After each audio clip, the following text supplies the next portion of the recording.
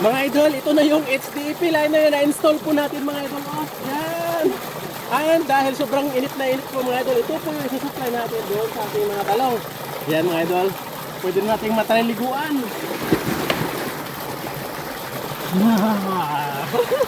Refreshing!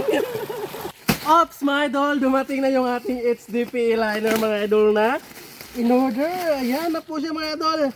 500 microns po ang kanyang kapal. And tingnan nyo po mga idol kung gaano po siya kakapal ha. Bubuksan po natin.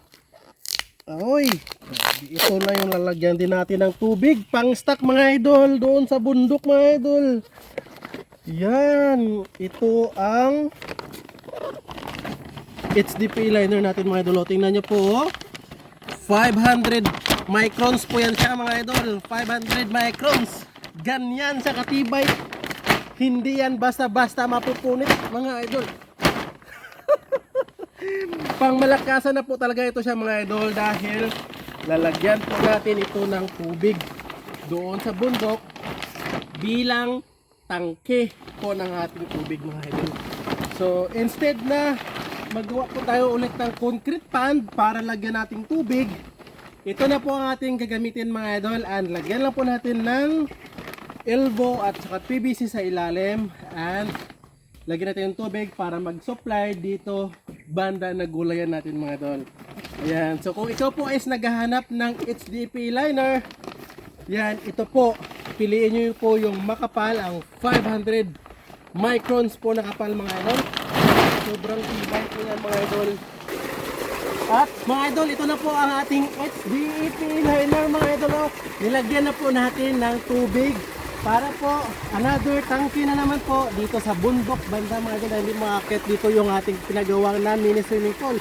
So ito na yung tangke ng tubig natin. Naglagay lang tayo nitong breeze niya mga idol para hindi bumuelo dyan palabas yung tubig natin. Kaya naman dito na maipon yung tubig. And naglagay na po tayo ng PVC dito mga idol. Tingnan nyo po dito. Yung PVC na yan mga idol, connected na po yan siya. Oh. Tingnan nyo po. Yan, dito natin yan na-connect sa loob. Elbow po yung ginamit natin. Ito yung elbow mga idol. Oh. Yan, hindi na makita. Yan, oh. Diyan yung elbow. Connected po yan siya. Yan yung PVC natin na didos. Nilagyan na po natin na detrace na discharge hose po yan siya mga idol. And dyan natin i-connect yung ating drip irrigation papunta doon sa talong. Tingnan nyo po yung talong natin. Dry na yung talong natin. Dyan po i-connect mga idol. Yan. So ito, hanggang dito na level yung ating HDPE liner. Oh. Yan siya mga idol. Sobrang tibay nito. Yan ang ating HDPE liner. Kung makita nyo po. Oh.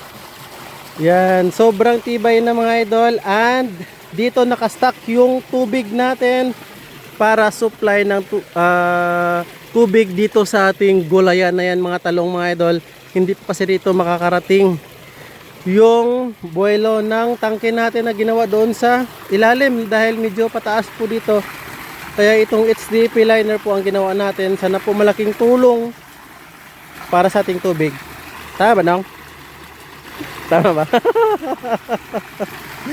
Yan o, galing po sa water pump natin. Deep well po ito siya mga idol. Yan, and ito po ang pagkakargahan natin.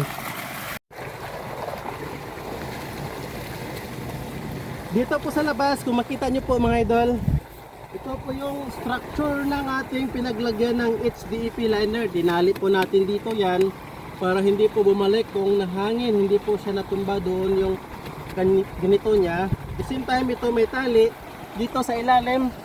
Ito may poste po tayo, 3 poste. Nilagyan po natin ng ganito. Ito may mga kawayan po tayong nilagay para hindi po siya bilwa or lalabas yung tubig. So dito tingnan niyo po dito. Dito din na side, medyo mataas po siya dito na side mga idol. Yan, pero yung level ng tubig natin hanggang dito lang yan, no? So ito pa rin, tinali lang natin yung ating HDPE liner dito mga idol. Iba po to siya sa UV plastic. Ito po is HDPE liner. After that, lagyan lang po natin ng elbow. Ito na yung elbow natin. Papunta dito sa discharge hose and magbubutas lang tayo dito mamaya mga idol para supply ng tubig sa ating mga talong. Ayan na siya, medyo napataas lang ito pero okay lang yan siya. At least hindi po nalabas yung tubig dito mga idol.